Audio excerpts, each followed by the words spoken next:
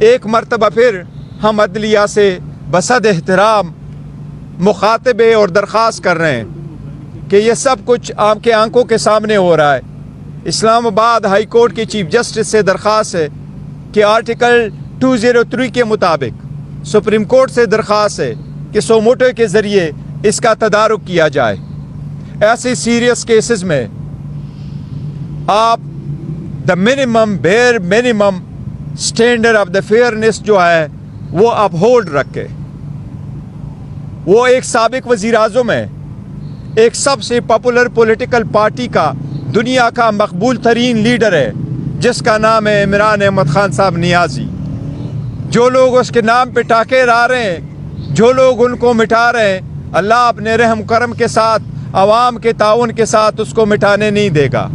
لیکن ہم عدلیہ سے درخواست کر رہے ہیں کہ یہ آپ کی آئینی ذمہ داری ہے، آپ کی آئینی ذمہ داری ہے کہ آپ کے ججز صاحبان بھی ٹرائل کو آئینی تقاضے پورے کرتے ہوئے چلائے۔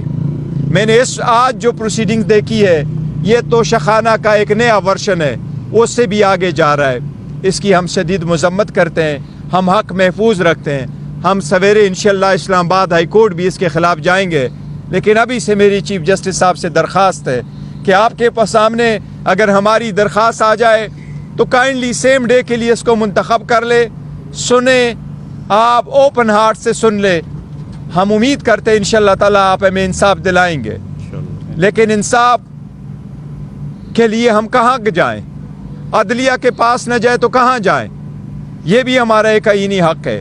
ہم عدلیہ سے درخواست کر رہے ہیں کہ اس کا تدارک کیا جائے۔ پہلے آج آپ سے میں کوئی سیاسی گفتگو کرنا چاہ رہا تھا، لیکن حالات کچھ ایسے ہیں کہ سیاسی گفتگو کے لیے پھر کوئی وقت صحیح، لیکن آج اتنا ہی کافی تھا، کیونکہ آئینی تقاضے پورے نہ کرتے ہوئے اگر آپ کسی کا ٹرائل چلائیں گے تو اس سے میں سمجھتا ہوں سب سے بڑا جرم کوئی نہیں ہو سکتا۔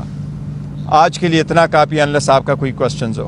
صاحب اہم ترین گواہ ہیں اعظم خان صاحب، آج عمران خان اور شاہ محمود کے ڈیفنس کونسل کے ہوتے ہوئے ان کا بیان جو ہے وہ اسٹیٹ کی طرف سے جو ڈیفنس کونسل دیا گیا ان کی طرف سے لیا گیا، یہ کیسا؟ نہیں دیکھیں، پہلے جو خان صاحب کی طرف سے شاہ محمود قریشی صاحب سے وکلاء صاحبان آئے ہوئے تھے، سکندر ذوالقرنین صاحب بھی موجود تھے، صفدر سلمان صفدر صاحب بھی آئے ہوئے تھے، ان کو جانے نہیں دیا گیا اور ان کا ٹرائل جو چل رہا تھا ان کی کراس ایگزامینیشن کمپلیٹ کر دی گئی۔ یہ جج صاحب کے نوٹس میں لایا گیا تھا اور اس کے باوجود جج صاحب نے فرمایا کہ چونکہ میں آرڈر کر چکا ہوں کہ اسٹیٹ اپوائنٹڈ کونسل پروسیڈ کرے گا تو اس لیے میں نے ان سے کروایا۔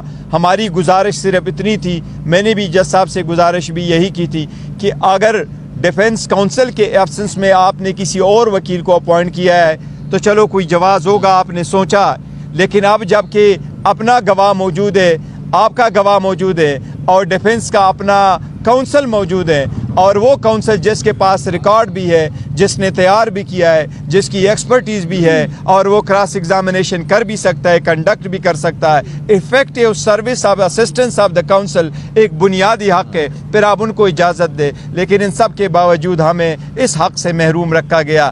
دیکھیں، ایک بات آپ نے اس ٹرائل میں نوٹ کیا ہوا ہوگا، ہم یہ نہیں کہہ رہے کہ کوئی آپ کا کوئی جرم، جو بھی آپ کا جرم ہے، لیکن حق دفاع دینا اور ٹرائل کا پروسیڈ کرنا آئینی تقاضوں سے یہ بنیادی حق ہے جو ہمیں مسلسل ریفیوز ہو رہا ہے۔ آپ سب کا شکریہ۔ بیشتر صاحب یہ بتائیے گا، جیسے آپ کہہ رہے ہیں کہ 342 کا بیان بھی ہو رہا ہے، اس کے بعد آج کدھر سزا فیصلہ محفوظ؟ دیکھیں 342 کی سٹیٹمنٹ جب ریکارڈ ہو جاتی ہے تو پھر آپ کلوزنگ آرگومنٹس کرتے ہیں اور کلوزنگ آرگومنٹس کے بعد پھر ججمنٹ اناؤنس کی جاتی ہے۔ آپ دیکھتے ہیں کہ یہ کتنے دنوں میں ہوتا ہے۔ سر یہ کارروائی ہوئی تو خان صاحب کی کیا باڈی لینگویج تھی آج دن بھر؟ دیکھو، خان صاحب کا مرال بڑا آئے، انہوں نے جج صاحب کو کہا یہ فکس میچ ہے، آپ کرنا چاہتے ہیں تو آپ کریں، میں چلتا ہوں، مجھے اجازت ہے۔ جج صاحب نے کہا آپ جا سکتے ہیں، تو اسی طریقے سے وہ چلے گئے۔ جی تھینک یو، جی thank you so very much.